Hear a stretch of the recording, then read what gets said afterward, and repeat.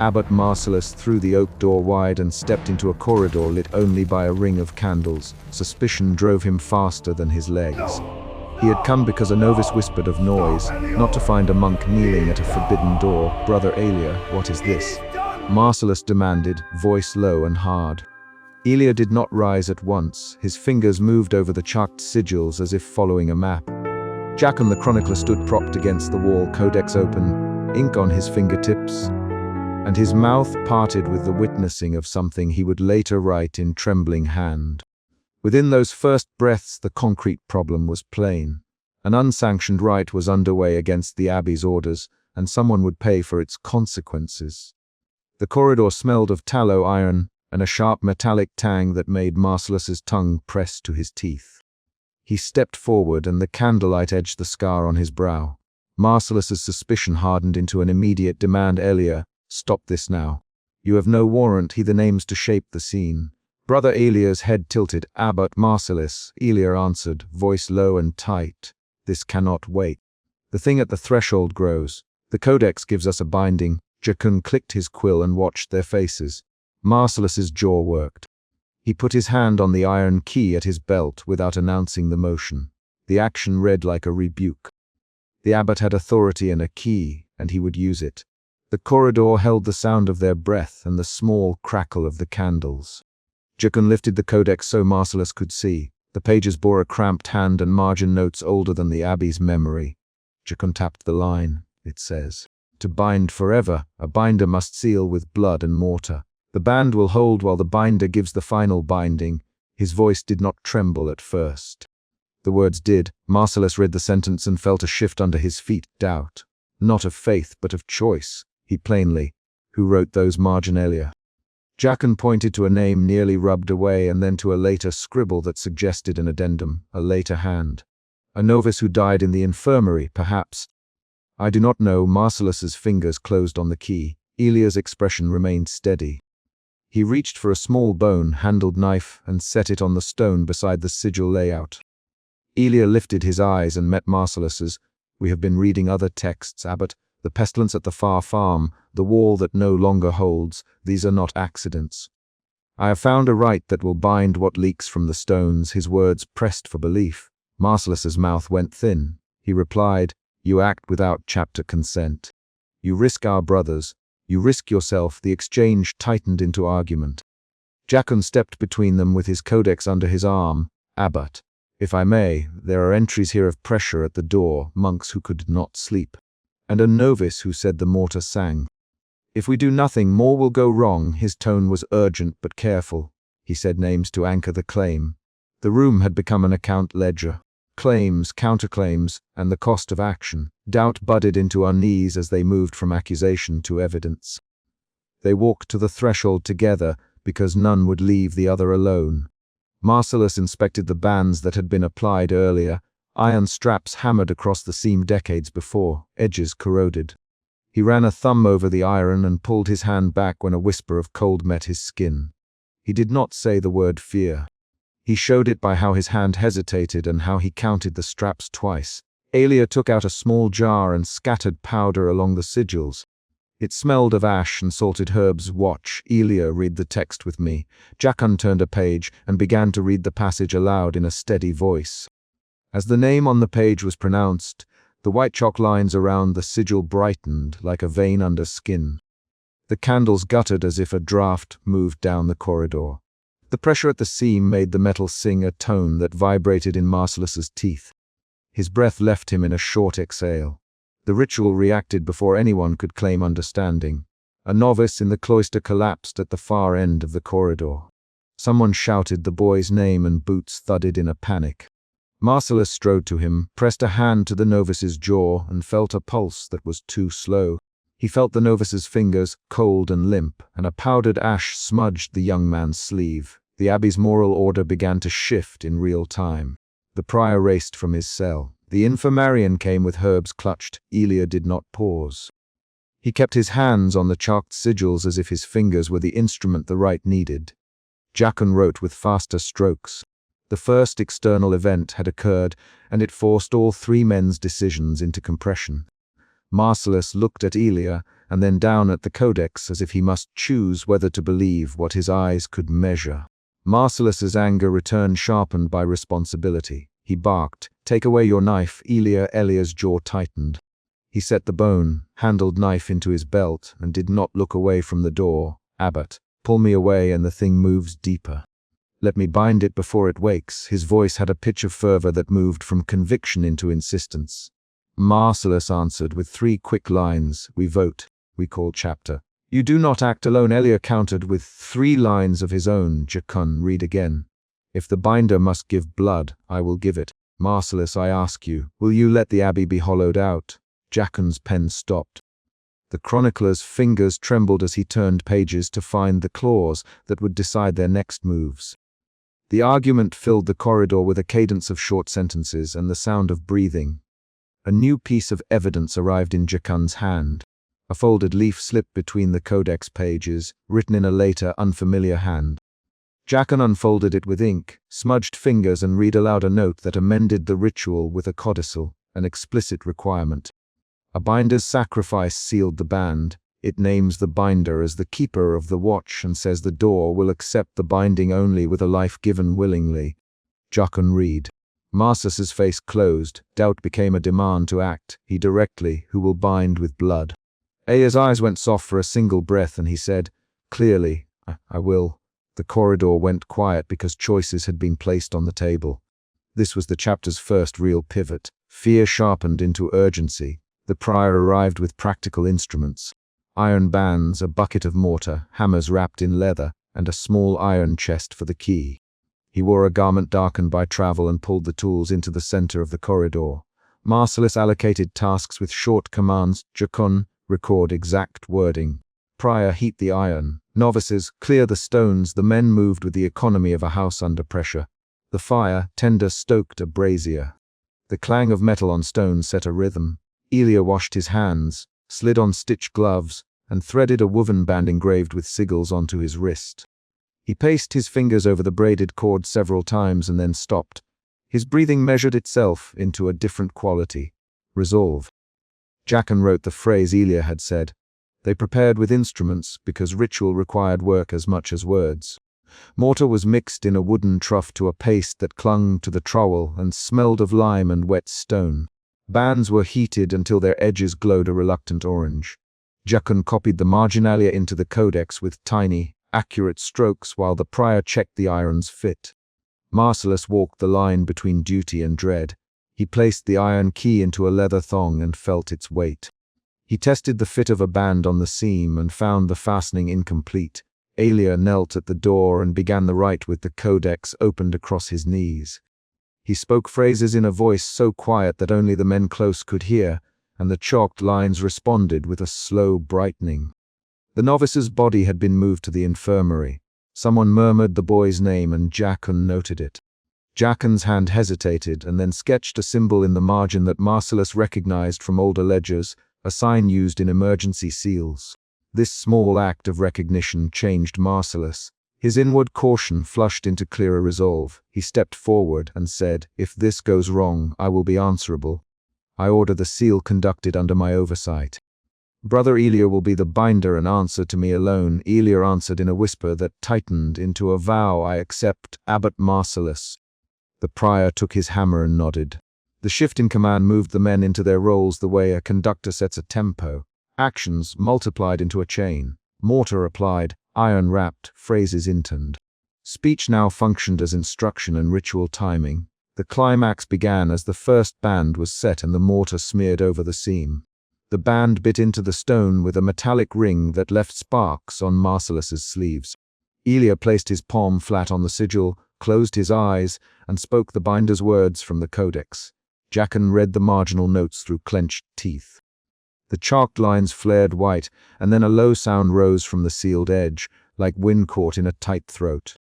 Elia's body convulsed once, and his mouth shaped a sound that no one recognized. Marcellus felt heat along the iron that had not been there before. The mortar began to cure under no natural rule. It stiffened as if drying by a flame no one saw. Elia's fingers bled faintly through the stitched gloves. He did not flinch. The binder's sacrifice, what the codex had demanded, loomed like a fact mounting. For a heartbeat, Marcellus's hands sought the key and then rested on his rosary. He loud enough for all to hear, "Brother Elia, speak if you wish to stop." Elia opened his eyes, and his voice came steady, too steady for comfort. "I will finish. I will be the watch. Let the abbey live." He put his palm against the door, and a sound like a held breath left the seam as the last band was hammered into place. The pressure they had felt earlier became a hard, blunt push against the iron.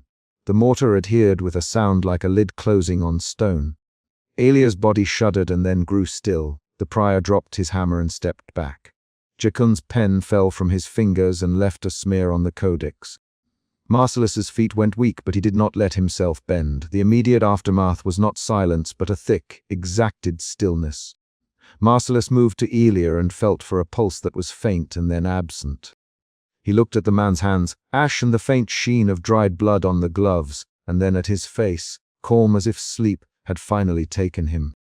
Marcellus's throat worked. He forced a motion and closed Elia's eyelids with a steady thumb. Jacon crouched and wrote one line across the page in large, dark letters. He wrote what they had done and how they had done it. The prior wrapped the iron key in cloth and handed it to Marcellus. Marcellus held it without looking down. The men performed the next motions because habit demanded it. The ceiling was finished, the bands checked, the mortar scrubbed at the edges so no stray powder would flake away in time. Each action measured grief and duty in equal parts. A different kind of decision formed as they took stock. Jacon folded a small warning and slipped it beneath a loose stone by the sealed threshold, then pressed the stone back into place with both palms. Marcellus placed the iron key into his satchel and closed the flap with a snap. He did not speak, but his fingers rubbed the rosary threaded with the brass sigil until the beads were warm. He set the satchel by his cell door and returned to the threshold to measure the work with his own eyes. The corridor smelled of lime, iron, and the lingering ash from earlier. Jacon's handwriting was small but deliberate as he added a final admonition to the codex. He wrote dates, names, and the single phrase Brother Elia had spoken before the convulsion. The note would be read by others later. It tied the event to a tangible truth rather than an abstract warning. They made practical choices that stood for emotions they would not name. Marcellus arranged for watches to be set. He assigned the prior to check the mortar at dawn, noon, and dusk. He Jacon to seal a copy of the codex and place it in the archive with a warning plate. His directives were short and had the bluntness of a man trying to tether loss to order. Jacon, hands stained with ink and fingers aching, packed his notes with the care of a man burying testimony. The abbey moved as a body performing first aid on itself. The final beat came quietly. Before the day broke, Marcellus took the iron key from his satchel and slid it into a small iron chest.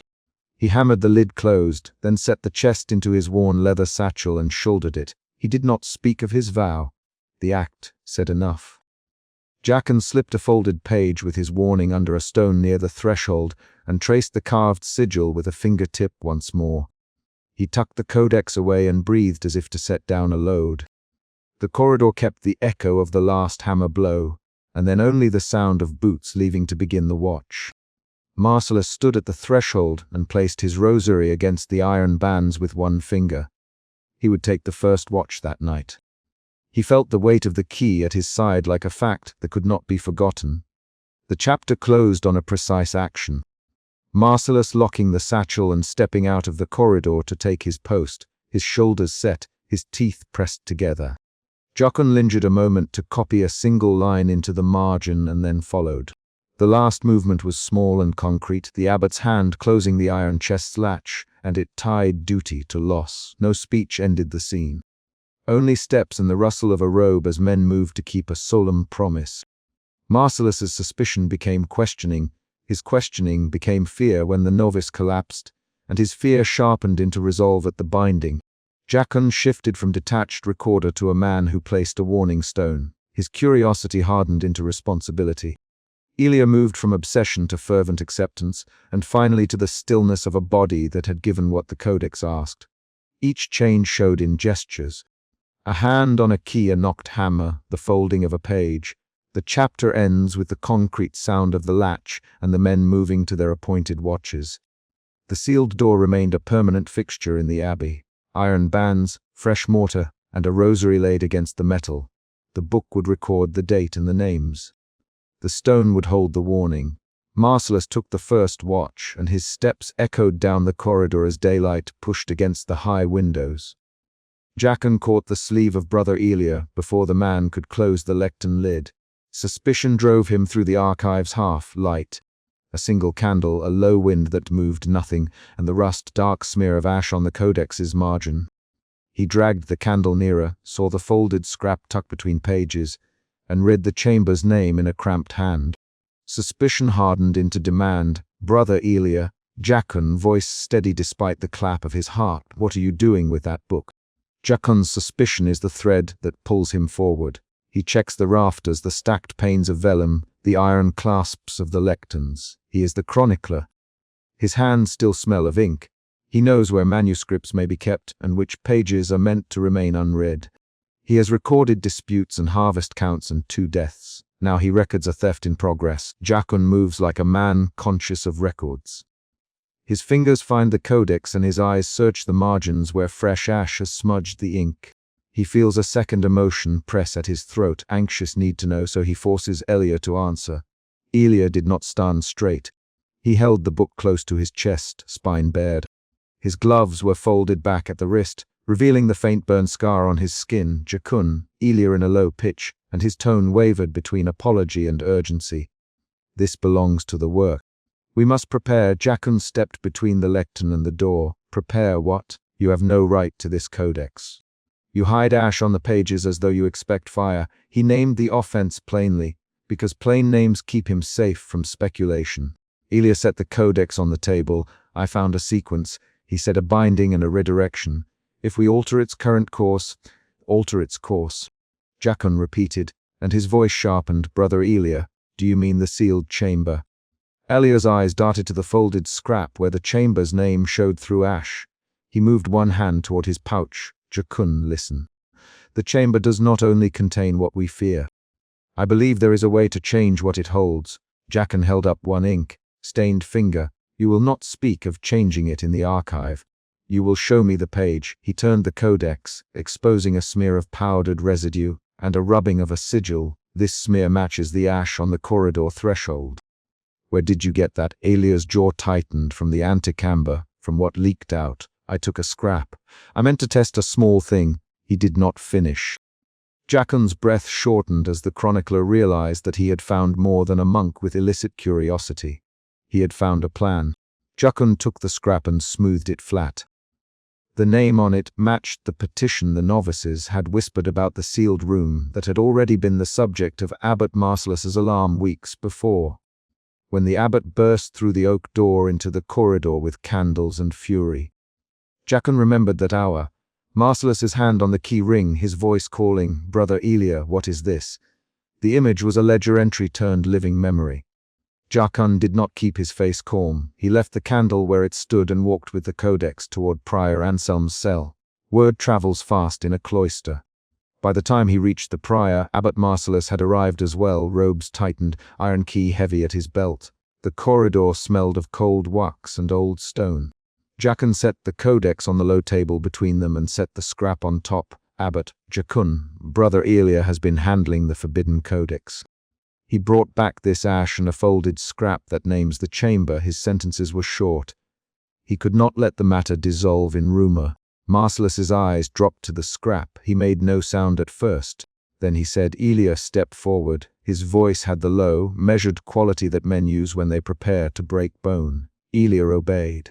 Prior Anselm sat with both palms clasped on the table, watching without haste. Elia placed both hands on the codex. I am trying to shift the binding, he said. If the chamber's hold can be redirected, we can stop whatever bleeds out from its aperture. We owe that duty to the living. His words were precise, offered as an argument. Marcellus's expression did not soften. You would tamper with what our order sealed by vow and iron. He asked you would set aside the oaths our fathers took. Elia's voice rose a fraction. We sealed it to contain harm. I do not deny that, but harm house there could be made to guard.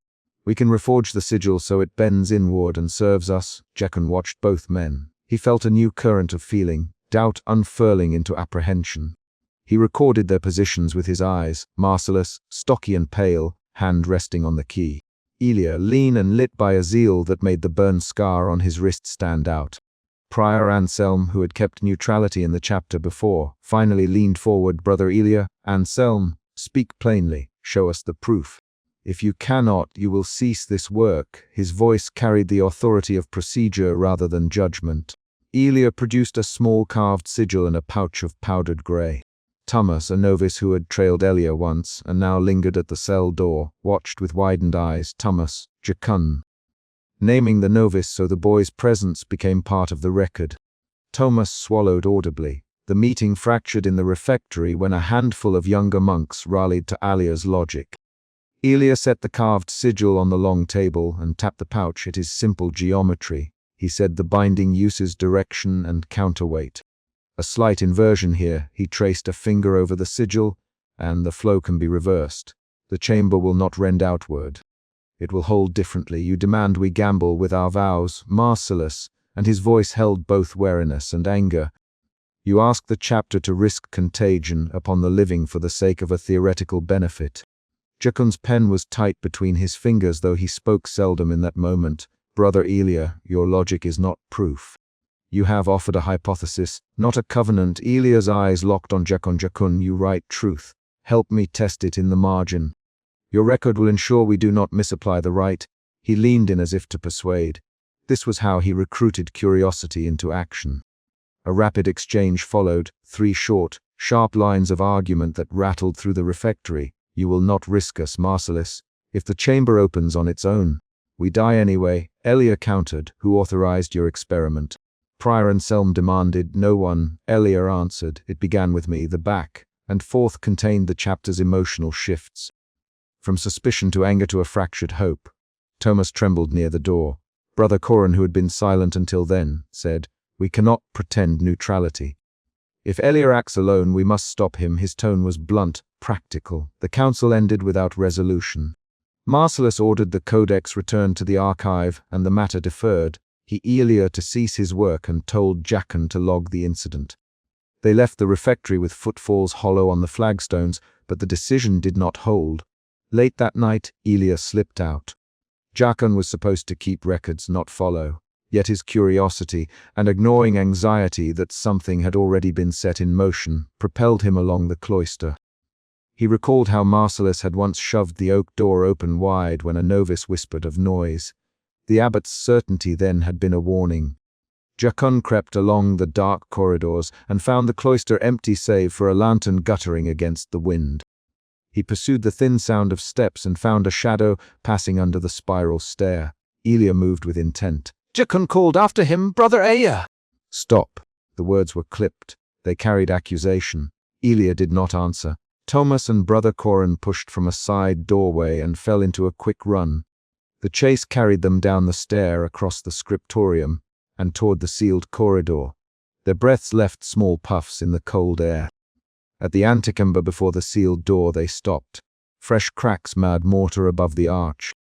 A smear of ash traced the lower edge of the doorway and matched the residue on the codex. Someone had worked there recently and force had been applied to the old iron bands. Jekon crouched and touched a length of mortar where a hairline fracture revealed darkened stone beneath. Someone forced the seal. Jekon and his words were a small, hard thing. He lifted a charred scrap matching the paper from the codex and read the same forbidden name aloud. Thomas swallowed. Thomas. Marcellus, did you touch this? Thomas's hand trembled. I went once with Elia to fetch water. I saw soot. I did not touch the door. Elia did not meet his eye. He stayed at the threshold where the air felt different against his face. He knelt and set the small carved sigil into the crack, as if placing a plug into a wound. It has been unsteady, he said. It answered when I sang to it. It moved. I thought. Marcellus stepped forward and took out his iron key. His hand was steady. Then we end this now, he said. He pushed the iron key into the old binding ring and began to turn. The wood against the iron shrieked, and the door did not yield. A dull vibration shuddered along the arch and into their shoes. Something answered within the wall. a pressure that pushed outward like a breath against flesh. The group recoiled. Jakun's muscles tensed. Fear sharpened his thinking. He had moved from suspicion to dread as the door resisted. His pen felt heavy in his pocket. He had seen the scraped mortar and the ash. Now concrete sound arrived. A low, resonant thud from inside the sealed chamber, as if something heavy had rolled against stone. Alia began to chant softly. His voice was a string pulled taut. Marcellus gripped the key harder and forced the binding formula he had been taught as a boy. The struggle became physical. Alia's chant rose. Marcellus's hands bled from friction. Thomas and Corin braced the iron bands. The door answered with a sudden inward convulsion. The air snapped cold and then heated, as if something within had burned and cooled in a single moment. Jakun wrote with an urgency that made ink blot. He recorded each movement, the scrape of iron, the burn on Marcellus's palm, the way Alia's lips worked the last syllables. The group pulled as the door resisted one final time. Then the lock slid home with a sound like a small animal snapping its jaw. The threshold barked shut, and a ring of dust fell into their faces. When the dust cleared, Alia collapsed to his knees. He did not meet Marcellus. Thomas sat on the flagstones and folded his hands over his face. Corin leaned against the wall and breathed in short, jagged bursts. Prior Anselm moved among them like a surgeon counting wounds. Marcellus held the iron key with both hands and looked at Alia over the top of it. Is he hurt? Jakun. The chronicler's question was practical. He watched for signs and recorded reactions. Alia's shoulders shook. He had no immediate open wound, but his right wrist still bore the faint burn where he had used unskinned rope in prior practices.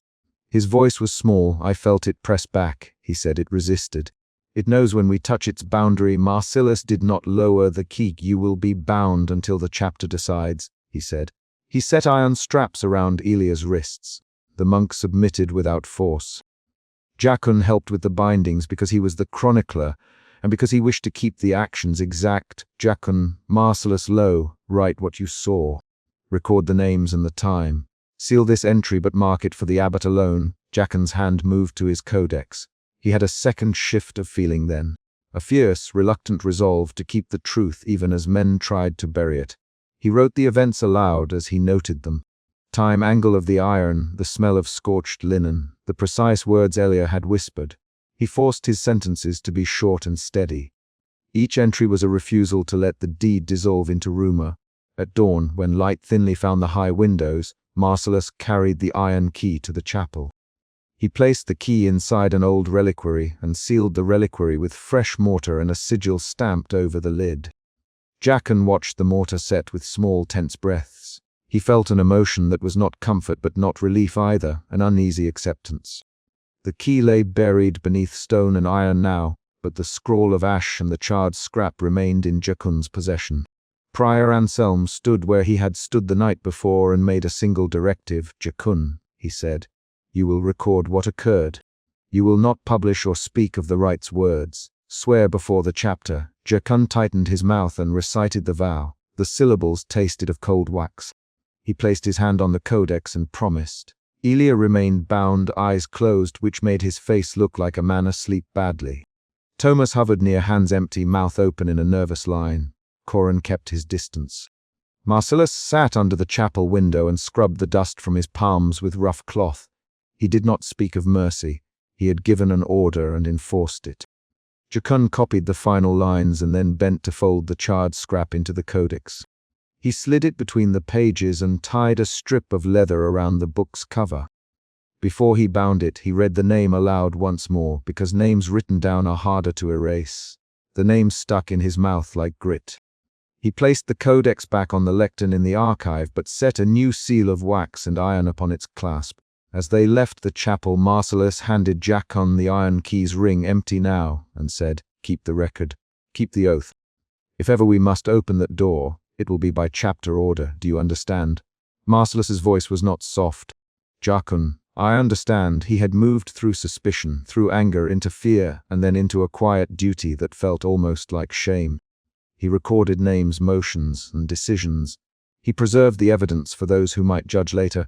The chapter closed with a small, precise ceremony. The forging of a new sigil over the sealed door's outer stone, the binding of Alia's hands, and Jakun's reluctant vow. The abbey returned to routine at first light, but an after scent remained in the cloister: powdered ash on toes, a smear on a monk's sleeve, a fresh line of mortar. Jachan tucked his codex away under the ledger shelf and wrote the final entry that morning. The door remained closed, the key interred, Elia bound, Thomas shaken, Coran watchful, Prior Anselm neutral, Abbot Marcellus unbending. He did not end with commentary. He ended with a concrete, audible beat. A soft knock at the archive door as the assistant came to fetch fertilizer lists. The knock was ordinary. It reminded Jachan that life continued. He lifted the codex, placed it on his bench, and closed the ledger. The page remained marked. The vow remained intact. The sealed room remained sealed. The record would keep the truth until the chapter chose otherwise. Jachan's final lines were literal. He noted the time, the names, the bindings, and the new sigil's impression on mortar. The chapter's minor conflict had resolved into containment. The outcome felt settled in action even while questions lingered about Elia's motives and the chamber's true content. He put down his pen and walked to the door of the archive. He set the candle out and left the room. The hallway smelled of cold wax and stone. He did not look back. Marcellus pushed past the last leaning ladder and the ring of candles stuttered. "Stop those stones," he ordered, voice cut to a single note. Mortar still warm on the threshold left grey smears on his sleeve. Suspicion had brought him back to the cloister, suspicion that Brother Elia intended more than brickwork. He moved between monks who held iron bands and whispered prayers, and his hand closed on the iron key at his belt. He kept his eyes on the sealed door and on the men nearest it. Marcellus was abbot, guardian of the house and keeper of its rules. His duty required action, not speech. He stepped forward and set his palm against the carved wood where fresh mortar met stone. The smell of lime and wet mortar filled his nostrils. He listened for explanation, for the formal petition that would justify such a rite. Brother Elia did not step back. Elia's hands were steady over the mortar. His voice moved in the measured syllables of an invocation. Jachan crouched behind a column, codex bound to his knees, ink, stained fingertips worrying the edge of paper. Marcellus remembered the night he'd first found Elia at a lectern, the codex's ash smear, and the scrap tucked between pages. That memory pushed him to demand clarity now. "Brother Elia," Marcellus naming him so the circle could hear, "what authority has laid mortar here?" Elia lifted his head. His eyes were dark and focused. "Abbot Marcellus," he answered, "the order stands. The rite binds what must not be spoken." He spoke as if reading from a ledger, not pleading. His voice was low. A supporting monk shifted a heavy iron band into place. Jachan's pen tapped once against the spine of his codex. He had followed Elia's movements through the archive earlier and carried the codex folded scrap since then. Jachan's curiosity had been the spark that kept the circle's edge open. His fingers trembled now as he watched mortar smear. He had written names before. He felt the urge to write again. Marcellus's suspicion sharpened into anger. He stepped fully into the work circle and moved to lay a hand on Elia's forearm. The monks froze. "This house answers to rule and charter. Marcellus, you cannot alter threshold without chapter's sanction. Who gave you leave?" Elia's jaw tightened. "The leave is recorded in the codex, Abbot. The writing in margin is proof." "I acted for the safety of the brethren." Jachan shifted forward and placed the codex on a low stool with deliberate care. "Abbot, Jachan, I opened it. There is a note. It speaks of binding more than doorways." His voice was small, quick. "It speaks of names erased." The circle split. A young novice stepped back and pressed his palm to his mouth. One monk hissed a denial. Another crossed himself. The mortar lapped at the seam of wood and stone like a spreading film. Marcellus felt the first of his doubts as a tightening behind his ribs. He had trusted ritual order for years. His duty was clear. But the codex and Jachan's words put a new pressure on his choices. Doubt altered the terms of the moment. He forced his jaw to unclench and said, "Bring the codex closer." Jachan inched forward and opened the page at the folded scrap. The ink in the margin was cramped and hurried. Marcellus bent to read over Jachan's shoulder. The note did not list a simple banishment. It described a binding that erased names, that compelled silence by removing the memory of persons who had known the sealed thing. The words were precise and ugly. An instruction to take the name from the world. Abbot Marcellus's hands went cold. He remembered one of his novices, Thomas, who had returned from errands pale and unsettled last month. He remembered a night he had thrown that oak far earlier and found Elia at a forbidden door. Those events aligned in his mind as evidence. The chapter had to decide. They moved to the chapter house. The stones there held the voices of monks who argued in measured tones, then in sharper ones. Marcellus sat at the head of the long bench and set the codex between two candles. The brothers took sides with small, concrete statements. Brother Alden, if names vanish, we break our vows to remember the dead. Brother Roll, if the thing beyond harms us, better sealed and forgotten. Voices rose and fell. Elia. Marcellus, explain precisely what happens when you bind a name. Speak plainly. Elia's hands found the ritual knife at his hip, untouched by blood but worn. He kept his gaze on Marcellus. You saw the margin, Abbot. The rite does not only deny passage, it closes recognition. A man who knew may cease to name. A mother may wake and not remember her child's face. I performed the litany to prevent that peril from returning. You make danger sound like a ledger, Marcellus answered. You make forgetting a tool.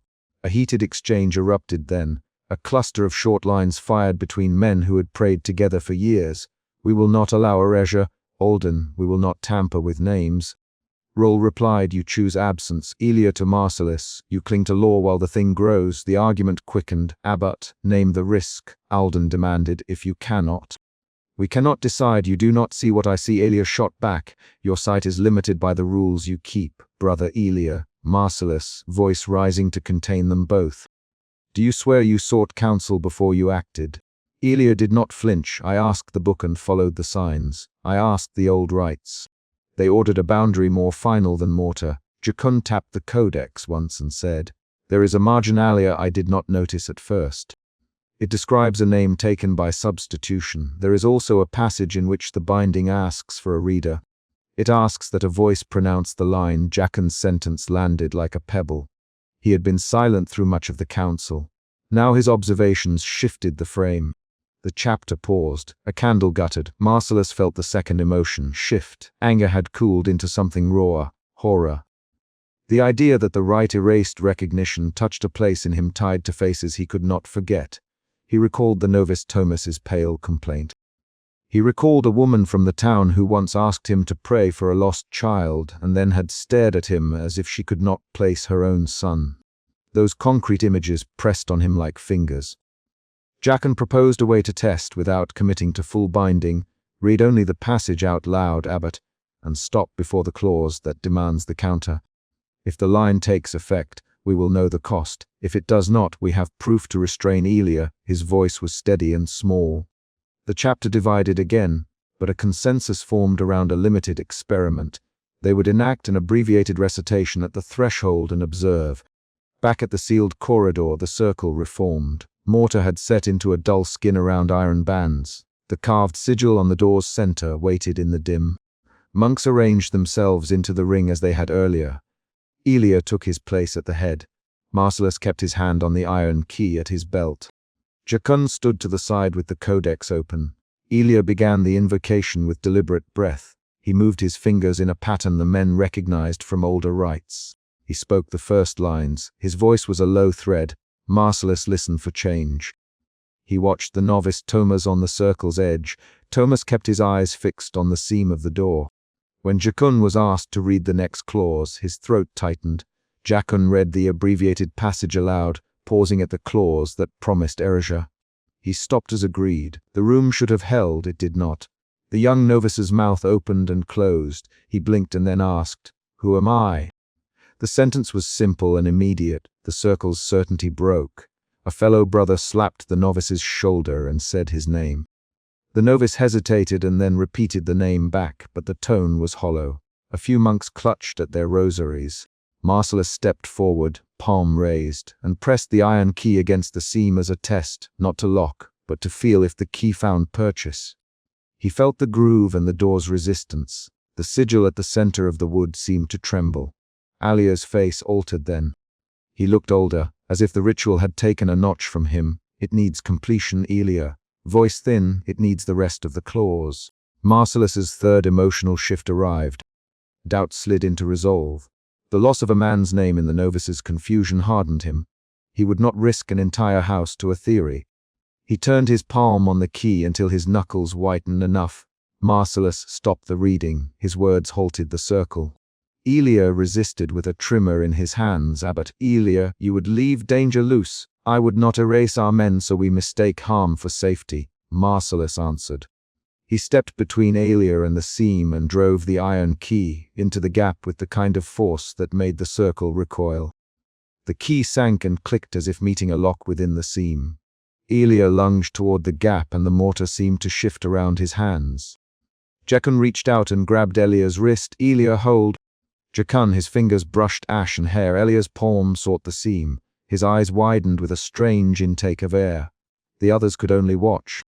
The sigil on the door flared, a brief wet brightness against the carved wood. The door drew in air. The mortar along the seam boiled like sweat. Monk shouted commands.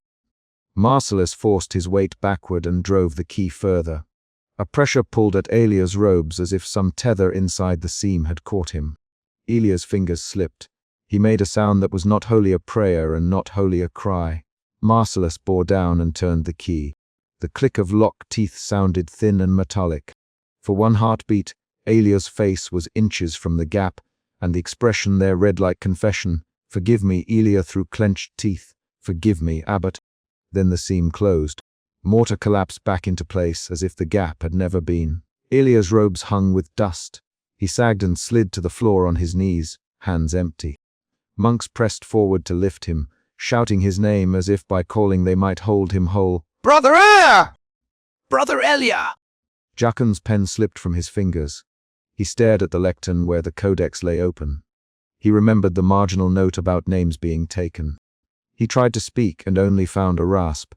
He could not, in that moment, summon the precise memory of the scrap's handwriting. His mind pushed, and certain details thinned, line endings, the smell of ash. He felt pieces of his recall slip like dry flakes. Marcellus felt his own hands tremble. He had pressed the key to preserve the living. He had chosen the law over the right, but the cost sat on the floor in the circle. Elia's eyes did not meet his. Elia touched his right wrist where a faint burn scar showed, and then touched his face as if looking for an answer in the skin. I remember only the intent. Elia whispered, not the name of the one who asked. The house stilled into a new order. Some monks kept a vigil at the corridor and would not speak of what had passed. Others avoided the cloister where light struck the fresh mortar. At dawn, Marcellus wrapped the iron key in oilcloth and tucked it into his satchel beneath a loop of rosary. He went to the scriptorium and found Jachin, who sat with the codex and could not quite place the folded scrap he'd carried earlier. Jachin, Marcellus, setting the satchel down. Write what we did and what happened. Write exactly as you saw. His voice was steady but low. Jachin lifted his head and pinned Marcellus with ink-stained eyes. I will, Jachin. He touched his spectacles and then forced his fingers to find the quill. Jachin began to copy the events while Marcellus hymned names and moments in tight sentences. Where the mortar had been wet, the sound the key made, the way Elia's fingers had clutched at the seam. He dictated each detail the way one accounts inventory. He Jachin to include the apprentice's question about his own name and the exact words Elia had spoken before the seam changed. Jachin repeated them as he wrote. In the act of writing, some order returned. Outside the chapter house, a few brethren continued to avoid the corridor. One of them, Alden, came to Marcellus and said, We must not forget this night. He spoke quickly. We must bind the memory by record. Marcellus nodded. He had already tasted the hunger for permanence. He had already seen how memory could thin. He handed Alden a sealed scrap and asked him to place it inside the chapter's archive under lock. The last pages of the morning offered only concrete measures. Mortar dried into a dull line. The door's seal held. The iron key rested in Marcellus's satchel wrapped in oilcloth. The house moved in practical routines, bread baked, candles trimmed, but conversations now carried the wound of what had occurred. Some whispered Elia's name and they could not place the cadence of his earlier invocations. Others repeated Thomas's moment of confusion and tested each other with names to see if recognition would stick. Marcellus walked the corridor alone before dawn broke fully. He placed his palm flat against the seam, felt the cool ridge of dried mortar, and then slid the key from the satchel once more. He did not unlock the door. Instead, he slid the key into a crevice beneath a loose flagstone and covered it with mortar to match the seam. He placed the rosary across the stone so that only he knew exactly where the metal lay. When he returned to the scriptorium, Jachan had finished the account and sealed it in plain cloth. Jachan handed the codex back and said, "Write the official statement, Abbot. Make it plain."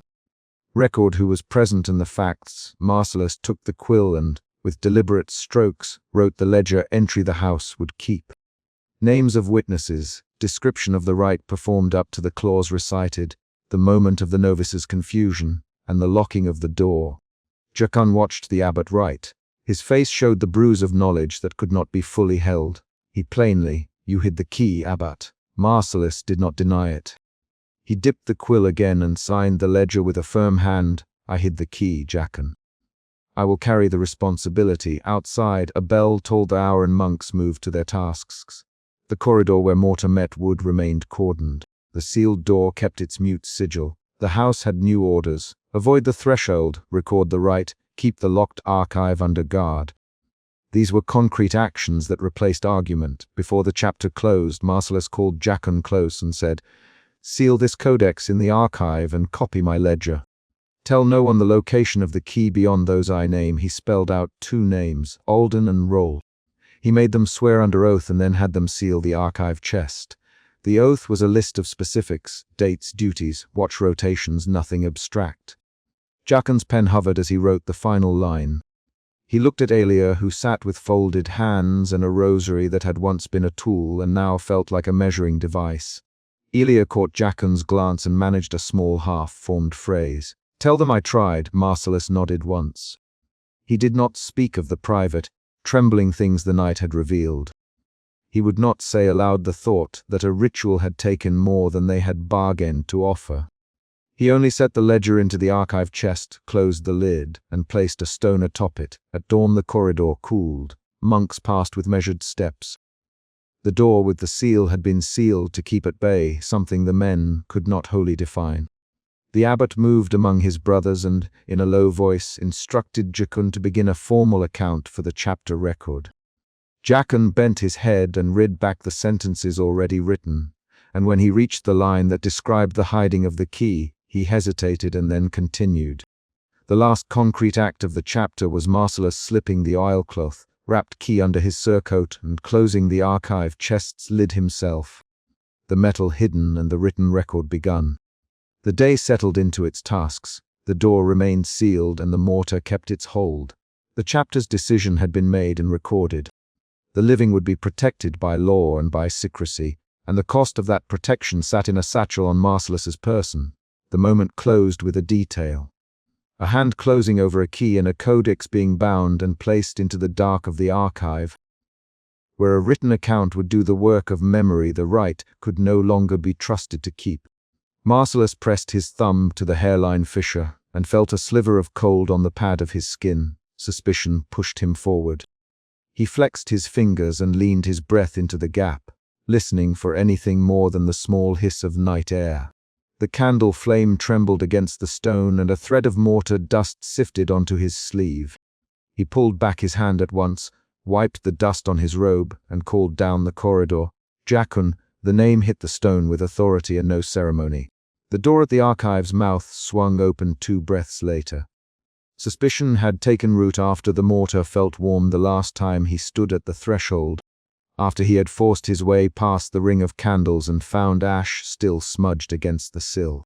He remembered that warmth as plainly as the scar over his left brow. He kept that memory like a tool. It guided him now as he set the candle into the notch and reached for his iron key on its leather thong. He did not speak of fear. His hands tightened around the rosary at his throat, a measure of habit that steadied him more than prayer. Jachan came quickly, the sound of his sandals echoing hollow. He held his codex under his arm and his spectacles caught the candle briefly. "Marcellus." Jachan, the name thin with sleep. He crouched beside the fissure and inclined his head until the candle light struck the marginally of his palm. "There is movement in the ash," Jachan reported, and he opened the codex to the entry he had made 2 nights before. Jachan's hands trembled before he forced them steady. He pointed with an ink-stained finger to the line he had copied from the scrap found in Chapter 2's lectern.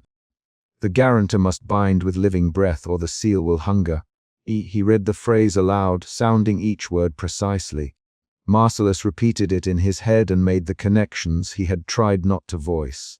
Suspicion shifted to a sharper, practical dread, the kind that required immediate choices. Where did the scrap come from? Marcellus. He already knew. Brother Elia had been at the lectern when Marcellus first found the codex. That image had not left him. The memory of Elia's fingers leaving ash prints along the margin, the way Elia had tried to close the lectern, returned now as evidence. Jachin answered, between the folios near the sewn edge. I copied it. I thought. He stopped and his breath left in a small rasp. He had thought to record, not to be responsible. His mouth closed. I thought it belonged to an older rubric. They rose together and crossed to the corridor. The sealed door waited, its iron bands hammered and dark, the newly applied mortar still carrying the faint luster of drying lime. Marcellus kept his pace even, but a new motion pushed against him, resolve. He felt obligation press through his ribs, duty to the living. The same duty that had driven him to throw the oak door wide in chapter 1 and demand answers of Elia. It was not sentiment, it was choice. They found fresh ash on the outer step. Footprints, small, damp, led away from the sealed threshold and disappeared into the cloister. Marcellus crouched and ran a forefinger along the smear. The ash left a thin trace on his fingertip. He tasted the grit of it when he rubbed his thumb against his tongue out of reflex, and the mineral tang confirmed burnt herb, not merely candle soot. Jachin tapped the codex against his knee, a soft, nervous percussion. Someone touched it after we sealed it. Marcellus. The sentence broke into the corridor like a struck bell. He sounded no accusation, only the observation that required action. He remembered the mortar warm, the ring of candles, Elia's hands at the lectern. The timeline narrowed and the choices sharpened. They did not have an hour. Marcellus led Jachin back to the archived doorway where the lectern lay open. The codex pages whispered as Jachin turned them. The scrap had been replaced with Jachin's transcription pinned by a tali, mark of ink. The marginalia suggested the rite demanded a living guarantor. Marcellus read the copied line again and felt the word guarantor as a hinge. It altered the rite from brick and iron into a contract requiring flesh. Jachin's voice was small. If the guarantor fails, he did not finish the sentence. He did not need to. The implication hung between them like the edge of a blade. They had not planned for a living guarantor. The mortar and iron had been intended to close a danger in stone, not to consume a person. The codex's warning rewrote their understanding of the work Brother Elia had begun in chapter 3. Marcellus felt the first emotional shift. From suspicion to urgent responsibility, his jaw set. So when Brother Elia appeared in the doorway, his robes uncombed and a smear of soot along his sleeve, Marcellus did not step back. Elia's eyes were bright and fevered. The ritual ash lay like an appointed pattern along his hairline. He held something small in a gloved hand, and he kept his voice low but insistent. Abbot Marcellus, Elia, you sealed a threshold that is not yet bound, Brother Elia. Marcellus replied, slow and deliberate, we sealed a chamber with mortar and bands. That was the work set before us. What is left unbound? Elia stepped closer and his voice dropped further. The rite requires completion. I must perform the consummation. I must breathe the guarantor's name into the sigil. He did not reach for the mortar. He pointed instead toward the sealed door with the gloved hand that held the small object. If I do not, something within will unmake the bond. Jachin lifted his head. You mean the codex spoke of transformation, he said. You wrote that it promised protection. Elia's smile was quick and unhealthy. Protection, yes. Transformation. A closing that will transmute the thing inside into a guardian. I only need. He lifted the gloved hand, and the small object flashed. A scrap of folded parchment, held as if between the fingers of a man who handled live coals. Marcellus stepped between Elia and the door. Brother Elia, he said, placing his palm on Elia's forearm, tell me plainly. Does the rite require a living guarantor to die? Elia's reply arrived like a split in wood. Not to die, Abbot. To bind. To give breath and be closed within the sign. The sign will answer and take what it must. I do not know which. A second emotional shift followed immediately. Doubt tightened in Marcellus's chest and then hardened into moral determination. He remembered the novice's whisper, the oak door thrown wide in chapter 1, the mortar still warm in chapter 3. He had been guardian of the seal from the moment his hand had closed the iron band. He would not let a monk sacrifice himself without understanding the exact terms. You cannot decide this alone. Marcellus, we will consult the codex. We will mark the terms. We will not lose a man on uncertain words, he it plainly. He meant the words to set a procedure, a chain of decision that would not leave a single brother to an unknown fate. Jacon's hands tightened on the codex. Marcellus, the scrap you found in chapter 2, he began and then stopped. He was the recorder. His duty compelled him to speak. It suggested the guarantor was bound by oath. The rubric names the guarantor as living witness who swears, and the inked margin warned of corrosive consequences if the condition fails. He pronounced corrosive with a clinical steadiness. Elia's face did not flinch. The margin you read was a later addition. The original ritual seeks consent. I will consent on behalf of the abbey. I will be the guarantor and finish the rite. The seal will then hold. He sounded calm. He folded the scrap in his palm as if it were a relic. Marcellus felt the argument tighten into a confrontation. Brother Elia, do you swear before me and Jacon to accept the consequences you admit you do not know? Elia's eyes burned. I will accept them. I will bind it. The abbey will be safe, Jacun. You cannot simply declare consent without witnesses and codified notes. His voice gained weight. He reached for his quill. Elia laughed softly. You record Jacun I act. You will show your hand when this is done. He reached toward the sealed door and Marcellus caught the movement of the hand on Elia's sleeve. A rapid exchange of short lines followed. Marcellus's hand was firm. Elia, stop. Marcellus, you do not see. Jacon, write this. Elia offers himself as guarantor of his own will. No one can offer what they do not understand. Then explain what you mean by transform. I cannot explain more without completing the gesture. You will not complete anything without the abbey's record. You will not chain me from finishing what must be finished. The voices clipped and urgent. Each name marked who spoke. Jacon set the codex on the lectern and sank his fingers to the spine. Write what he says. Jacon Marcellus. If Elia will bind, write the oath and the names. If anything happens, the record must state it. His tone held equal parts fear and duty. Elia nodded once. Very well. Record my words. They arranged themselves into procedure. Jacon scribed with an iron nib. Elia spoke the line he wished bound. Marcellus listened. The corridor held the small, exact noises of ritual, ink scratching, breath taken, the low scrape of a robe.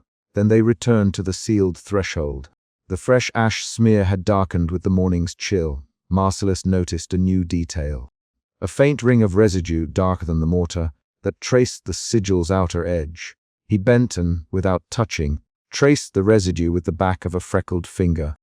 It left a pale streak on his knuckle. The residue smelled of iron and bitter herb. Elia moved forward and began to chip at the mortar with a small trowel. Marcellus stepped between him once more, and the third emotional shift, anger, flared in him for an instant. Controlled by duty, Brother Elia, he said, voice low. We agreed. Witnesses, record, clarity. Not this, he did not shout, he did not need to. He took the trowel and set it aside. We will pry only enough to verify. Not unbind. Elia's hand trembled and he withdrew. You are closing a door to knowledge, Abbot. You call me mad when I call you cautious. The abbey will pay if this is left half finished. He sounded wounded. The words were personal, aimed to unbalance. Marcellus answered, the abbey will not lose a brother to a ritual we have not proven. He placed his palm flat upon the sealed door, feeling the faint warmth beneath the baked sigil. He felt the mortar's minute tremor under his skin, and it made his teeth ache. He kept his breathing measured. Jacon found a folded scrap pinned into the mortar where Elia had worked. The paper was half, baked into the lime. He extracted it with the tip of his quill and unfolded it carefully. The note was single, lined and written in a hand he recognized as Elia's own. If a guarantor is absent, the seal eats its hunger. Jacon read the line aloud, and this new sentence slid past the others like a blade. The truth sharpened. The seal required either a living guarantor at the time of binding, or it would exact a price itself. Elia made a sound that was neither laugh nor cry. He pressed his fingertips to the place where the scrap had been and left a trace of ash along the seam. It speaks loosely, he said, but I will accept that risk. If the seal demands, it will take from me what it requires, and the abbey will be spared. Marcellus's hands were steady, but his fingers tightened. This was the moment of decision. The moral geometry of the problem edged into the open. Consent versus duty, one life against many. He thought of the novice's whisper, of the steel grey of his own eyes in the windowpane, of his iron key and rosary. He thought of the chronicle Jacun would write. Jacun, if you proceed, Elia, allow me to copy the final words into the codex and seal that page with wax. If you are taken, the record will show intent. His words were an attempt to make the unknown legible. Elia agreed. He stood at the threshold, palms open as if to receive the sign. He removed the stitched gloves and placed them upon the stone. Marcellus watched the pale skin of Elia's wrists, the faint burn scar on the right one. He had seen that scar before under different light. It marked a past failure of control. The air shifted, the small, concrete shift of breath pulled to a throat. Elia spoke the phrase he had prepared. The sigil at the threshold pulsed, and for a moment it seemed that every grain of mortar bristled.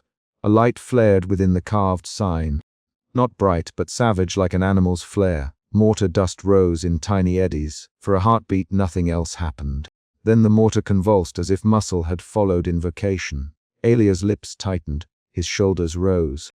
He took one step forward into the threshold and Marcellus lunged to catch him. Their hands met on Elia's arm and clay ground under their fingers. Jacun began to write, his script slanted and fast. Elia speaks the oath, he wrote. Elia enters the sign. Marcellus restrains, his pen scratched. The sound kept time with the convulsing mortar. Elia shouted, a sound that began like a prayer and ended in a single word held too long. Light from the sigil lanced and smeared across his face, baking the ash into his skin. Mortar flaked and then welded. The sigil's flare narrowed into a bright seam and then snapped closed. When it finished, Elia was not where he had stood. There was no body. There was only a smear of ash across the threshold and the small folded scrap, now pinned into the mortar where his palm had passed. Jacun dropped the quill and bent to retrieve the scrap. He unfolded it with shaking fingers and copied its line into the codex in block characters as if the hand that had written it had been another person. Marcellus forced himself to act. He pried at the seam with a chisel and his iron key. The door did not move. The sigil had baked into a dark, glassy shell. Elia's gloves lay in neat folds on the step. The abbey felt altered. The air tasted of iron and something else he could not name, but that settled in his throat like ash. Heaped around the threshold, the mortar had reshaped where the sigil's light had passed. A small, folded scrap protruded from the seam. Jacun recognized the handwriting at once. He copied the text into the codex and, with hands that trembled but obeyed, sealed the page with a strip of wax. Silence followed. It was not reflection. It was the practical silence of those who must clear a place of an accident. Marcellus found himself stripped of rhetorical choices. He had been the guardian of the seal. He had intervened and yet had not prevented whatever had transpired. His mouth tasted like dust. Jacun's voice was small and precise. There is only ash where Brother Elia stood. I have written his oath and the time. I will add that the scrap was pinned at the seam. He paused, then said, I will seal the codex entry with this wax and place the quill beside it. He acted without theatricality. His duty lived in the simple motions of record. Marcellus moved to the chapel niche. He fetched the last iron band. The work was methodical. Lift, a line, hammer. Each strike rang like a counted beat. He hung the iron key in the chained niche and clicked the lock to itself. The action was not an end to all questions, but it was a decision enacted into stone and iron. Jacun closed the codex and fastened the silk ribbon. I will write what I saw, Jacun. I will make the chronicle read as warning, not temptation. His voice had the weight of someone who had seen a line crossed and intended to draw it plainly for others. Marcellus did not speak of vengeance. He did not shout at the empty step. He held the key for a long moment, letting contact with the cold metal register. Then he placed it into its chained niche and drew the chain's loop tight. The key hung there like an instrument of both enforcement and memory. The abbey settled into a new routine that morning. The novices cleared ash and sealed the door behind a cordon of prayer. They arranged candles not to light the threshold but to mark the distance from it. Marcellus walked the cloister and checked each band with methodical care. He performed his duties with a steady, measured manner that concealed the tremor under his skin. Jacun wrote an added entry in the codex. He wrote clearly. The time, the words spoken, the presence of witnesses, the folded scrap. He wrote that Brother Elia entered the sign, and that only ash remained. He added his interpretation in a single, spare line, an instruction meant for future eyes: record, do not repeat. That night Marcellus stood alone outside the sealed door and ran his palm along the iron band. He felt a coolness there, a finish that had dried into a surface like old enamel. He found, pinned by the baked mortar, the scrap of paper now half obscured. He did not open it. He did not allow curiosity to sharpen into action. Instead he returned to the chapel niche and checked the chained key once more. Marcellus's choices on that morning had resolved the immediate conflict. The rite had completed itself in a manner they could not fully explain. Elia's body had not been recovered, and the abbey now bore a new set of records and final measures. The final paragraphs of the chronicle lay sealed by wax and ink. The moral questions remained. They would be taken up by those who read the codex in later years. But within the abbey's walls, decisions had been made. Mortar closed, iron banded, the key hung in its niche. In the scriptorium, Jekun closed the codex and set the iron, tipped quill in its tray. He folded his hands once, then dipped the quill into ink and drew a small, deliberate symbol beside the entry, a mark not of celebration but of warning.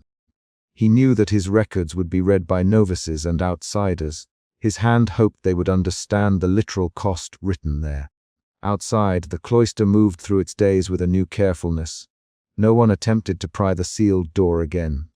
The novices kept to ordered tasks, and the abbey's rhythm pressed outward from a single, immovable point. Marcellus resumed his duties with the quiet enforcement of habit, but he allowed himself one concession. At each meal he touched the rosary at his throat and glanced occasionally at the chained key.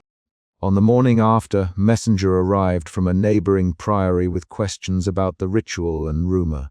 Marcellus received him with the same deliberate manner he used for all external petitions. He answered that the threshold was sealed and that the abbey had recorded all events. He offered no theological justification. He offered the codex and the exercise of witness. The messenger nodded and took the record away. Jekun continued to copy entries, his script now steady with purpose.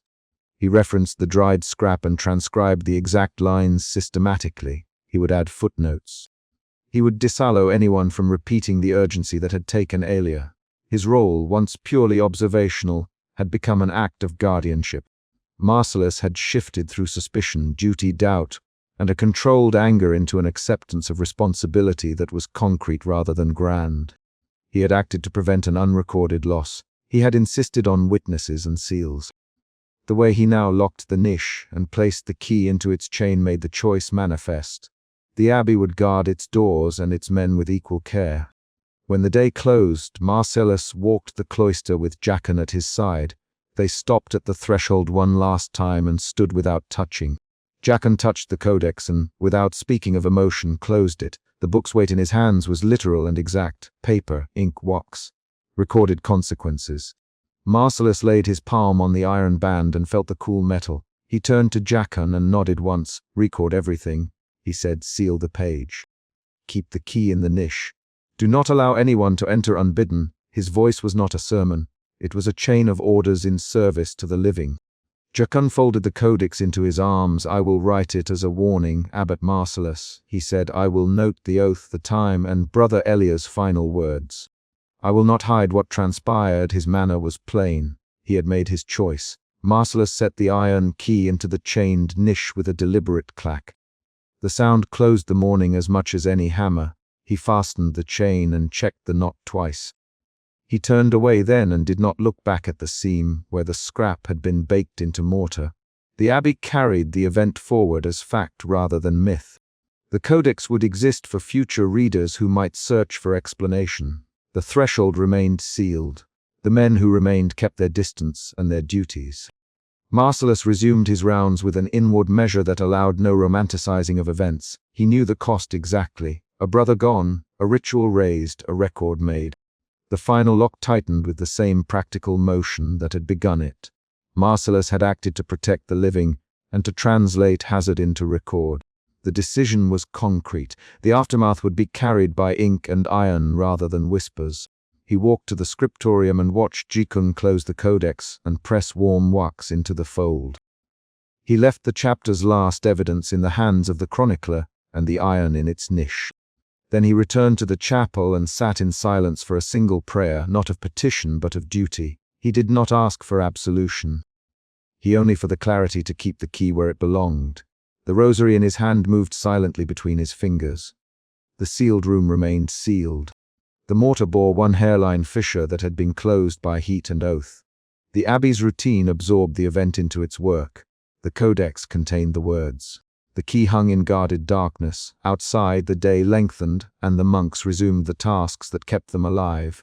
Inside, memory and record met in ink and iron. Marcellus walked out into the cloister with Jachin at his shoulder. He kept his head down and his steps measured. They did not speak of Elia's fate beyond the chronicle. The abbey's life continued, altered by a choice that had been made and by the record that would hold it. Marcellus felt the weight of that choice in his hands, in the metal that now hung behind a chained loop, in the wax seal that closed the page. He had bound the abbey's future to an act of containment. He had sealed consequences with a final deliberate motion. Outside, a cold wind moved through the cloister and scattered a few dry leaves across the stones. Marcellus watched them pass and then, without elaboration, turned toward the chapel where the bell would call the brothers to vespers. The day moved forward. The final paragraph of this chapter ends with the concrete. Marcellus closed the chained niche, snapped the loop shut with 2 practiced fingers, and walked away with the key's weight at his back.